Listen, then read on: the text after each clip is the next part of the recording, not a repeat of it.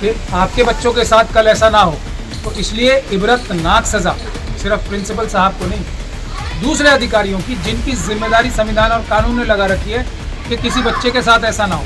पूरा प्रोसीजर है बच्चों की हिफाजत करने, तो उनको भी कानून की गर्मी, कानून की जो आँच है वो नज़र आनी चाहिए। ये अब आवाम से मेरी गुजारिश है, अमरोहा की बहादुर आवाम से, आप लोगों को मैंने पहली बार भी समझाया था जब मैं पहली बार आया था, ये MP MLA SSP DM जितने भी अधिकारी, ये सब आपके नौकर।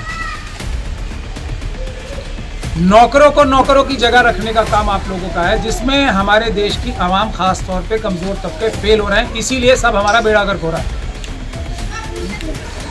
आपको ये बताइए, अगर ये अकेली माँ थी ना, इनकी मदद ऊपर वाले ने कराई, हमें भेज के, हमारे दिल में डाल के। मैं नहीं होऊंगा, कोई और आएगा, कोई और नहीं आएगा, कोई और आएगा। आप लड़ने की हिम्मत तो करो। और अपने जो लीडर्स हैं, बहानेबाजी नहीं, मैं आपको ये सीधे सीधे बता रहा हूँ, आपने किसी को MP MLA बनाया है, कॉर्पोरेटर बनाया है, उससे पहले, बनने से पहले वो क्या वादा करता है?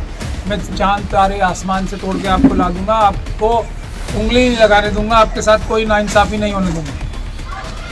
यही करता है ना जी। और ये झूठ बोल के हर आदमी निकल लेता है और अपने ही पैसे कमाने के चक्कर में और अपनी ताकत बढ़ाने के चक्कर में लग जाता है। ये उनकी गलती तो है, लेकिन ये आवाम की भी गलती है। ऐसे लोगों को बेइज्जत करना, ऐसे लोगों को इबरतनाक सज़ा देना, और सज़ा सिर्फ कानूनी नहीं होती है, उनका बाइकआउट करके, अपने घरों के बाहर, मोहल्लों के बाहर उनके फोटो लगा के बाइकआउट लिख दें, नो एंट्री, बात करना बंद कर दें। हम भी देखेंगे कैसे नहीं करेंगे अपने काम कराने के लिए। ऊपर से मदद आएगी, भारत का संविधान और कानून इतना ताकतवर है, काम आपके होंगे, अदालत के जरिए होंगे, नहीं तो आंदोलन के जरिए होंगे। लेकिन जब तक आप अपने MP MLA ठीक से चुनना नहीं शुरू करेंगे, और जो बुज़दिल हैं, जो रोते हैं, उनके नाम के आगे हमेशा कांटा नहीं लगा देंगे, तो वो तो कह देंगे मैं रो दिया, मुझे वोट दे दो। मजलूम, आपको मजलूमियों की ज़रूरत है अपने लीडर के तौर पे, या बहादुर लोगों की ज़रूरत है? बहादुर और इंटेलिजेंट।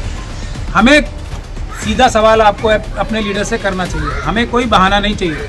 आप नहीं मदद कर सकते, आपको रोना आता है, तो आप हट जाओ ना, कोई और आएगा जो नहीं रोएगा बल्कि हमारी हिफाजत करेगा। जो अपनी हिफाजत खुद नहीं कर सकते, उनको आप लीडर क्यों बनाते?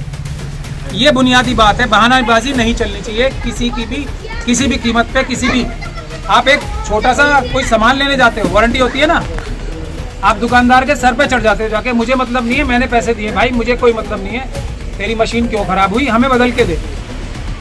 और जो सबसे बड़ा काम है, वहाँ आके नेता कहते हैं कि जी हमारी तो चल रही दूसरे की सरकार, भाई इस्तीफा दे दो। जो अच्छा आदमी जीत के MLA MP आएगा, वो अपने आप करके दिखाएगा। MP MLA में बहुत ताकत होती है, अगर वो बेईमान ना हो। बेईमान है, अपने आप को फायदा पहुंचाने के लिए काम करना है, इसीलिए आंसू बहाने पड़ते हैं। ये सीधी सीधी बात है। अगर आप लोग इस बात को नहीं समझोगे तो आपका भला नहीं हो। सर, स्कूल में बच्चे, अब मैं अपनी बात खत्म कर लूँ, फिर मैं सवालों पे जाऊँ। आखिरी बात अब ये है कि आपको सबको मिलकर, एक वो हमारी तरफ से गुजारिश है, इन सब जो मुसीबतों की जड़ है भारत के संविधान पे जो आई हुई है, वो है चुनाव में ये चोरी की मशीन। मैं आप सब लोगों से गुजारिश करूंगा कि आप लोग इन मशीनों के खिलाफ भी, पेपर बैलेट वापस लाने के लिए भी एक आंदोलन यहाँ करें। मैं दोबारा आऊँगा। और एक आखिरी बात कह के कि लीडर आपके इस तरह होने चाहिए, ये जो खड़ी है ना मेरे बराबर में, ऐसे लीडर होने चाहिए। जितनी सलाहियत इनकी थी, अब आप इनका बैकग्राउंड सब जानते ही हो, और जितनी बहादुरी इनके अंदर थी, मुझे पूरा भरोसा है सारी अमरोहा नहीं, सारे देश के मजलूमों की, SC ST OBC और माइनॉरिटीज़ की महिलाओं में और पुरुषों में इतनी बहादुरी और हिम्मत है। इनका सिर्फ एक काम था, इनके जो लीडरों ने, मजहबी रहनुमाओं ने, पॉलिटिकल लीडर्स ने, सोशल लीडर्स ने, जो इनके पैरों में बेड़ियां बांध रखी थी ना कि डरो, वो इन्होंने बेड़ियां काटी। जिस दिन आप लोग इनकी तरह बेड़ियां काट दोगे, कोई आपके सामने टिकने वाला नहीं है, क्योंकि भारत का संविधान आपके साथ खड़ा है। और लीडर्स आप ऐसे चुनो। मैं इसलिए भी आया हूँ, आइए बताने के लिए, ये एग्जाम्पल है लीडरशिप का। आंसू बहाने वाला नहीं, बिल्कुल रिजेक्ट करो आंसू बहाने वालों को। जो भी आंसू बहाए, एक की बात नहीं कर रहा हूँ, कई लोग समझ रहे होंगे एक की बात कर रहा हूँ, मेरे तो दिल पे तीर की तरह लगा था जब मैंने कितने बड़े आदमी को रोते हुए देखा टीवी के सामने।